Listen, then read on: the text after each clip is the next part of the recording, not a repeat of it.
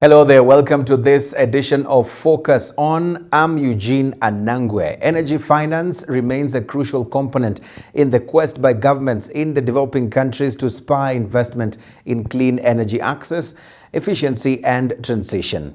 Understanding the significance of this issue, organizers of the just concluded Sustainable Energy for All Forum in Kigali, Rwanda, made it a focus of the ministerial discussions and several sessions throughout the 3 days of the forum in May this year.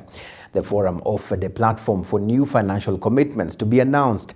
Bloomberg Philanthropies committed $242 million to accelerate the clean energy transition in 10 developing countries, including Kenya, Mozambique, Nigeria, and South Africa. Here's Antha Williams, lead of Environment Program, Bloomberg Philanthropies. One approach that we're taking here in some of our newer countries in Africa, which we've not taken before, is actually investing in more of the work to create a pipeline of bankable projects that will be attractive to private investors. And even in some cases, we're looking to put our own philanthropic money into the game in terms of investing directly in projects. Our view, and we've seen this to be true elsewhere, for example in emerging economies in Asia where we've worked, is that there is the market for these clean energy solutions, but at the same time, we can't wait for the market to catch up. We have to do everything we can to grease the wheels and make it happen as quickly as possible. Right. Who else are your partners? Who else are you working with on this in terms of the rollout? It's a great question. We're looking for strong partners across the countries where we work. So while there are some really key partners that work across multiple geographies, like Sustainable Energy for All or like the International Solar Alliance as two key examples, we also recognize that there's a lot of locally specific organizations, nonprofit organizations, researchers and academics who we'll look to partner with as we get deeper into each target country. Yeah, I want to understand the difference of philanthropic dollars when it comes to financing the clean energy transition, because there has been that kind of need to understand, other than lowering the risks of investors, how else do you see, philanthropy playing a role in, lowering or reducing the energy gap and of course the energy poverty? Yeah. Well, philanthropic dollars are unique because they're very nimble.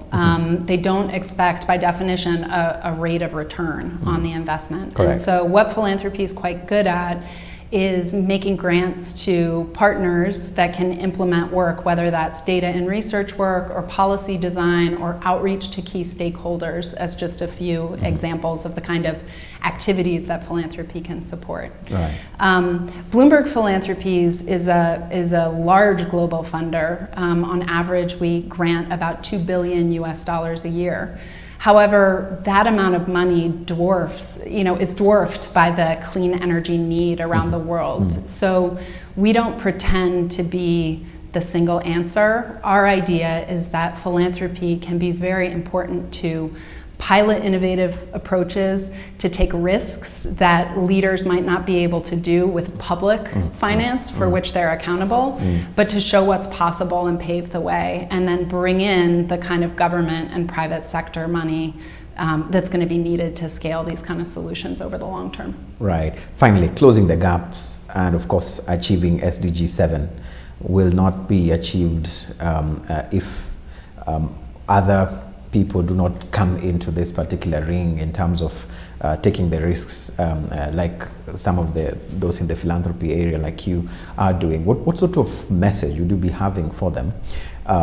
Probably that would make them feel part and parcel of the solution to the energy challenge that is facing the globe and of course majorly sub-Saharan Africa.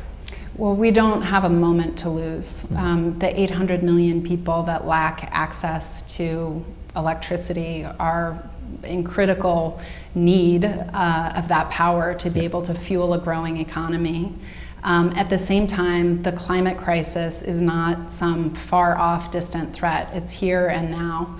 The most recent global scientific report showed that people who are living in climate vulnerable zones are 15 times more likely to die than those who live elsewhere. And that's just an unacceptable level of risk for people around the world, including here in Africa. And so if we're going to meet the promise of our generation and tackle these twin global emergencies, it's going to take all of us. We're going to really need to build new kinds of alliances. We're going to need to align different sources of capital, from philanthropic money to public sector funding to private sector, and really move as quickly as we can together. Right. Finally, Antha, $242 million has been announced as a commitment. The question is, what next? What happens in the immediate term? When do we start feeling this $242 million, and in which way? That's a great question. Well, we're working with partners to move grants starting immediately. In addition, our ambition doesn't stop there. So between now and the end of the year, we're continuing to meet with additional countries and leaders and develop an additional list of 15 countries where we'll invest as well to support this clean energy transition and provide greater energy access. So by the time we reach this landmark moment at COP27 in Sharm el-Sheikh, Egypt, we'll be in 25 new developing countries across Africa, Latin America, and Asia, looking to both support the homegrown solutions and innovation that each of those 25 countries can bring, but also to create common cause across them, to take lessons from each where we can, and where possible to replicate what's working. Right. Thank you so much. Antha Williams, Head of Environment Program, Bloomberg Philanthropies. Thank you for making time to speak to us. Thanks, Eugene.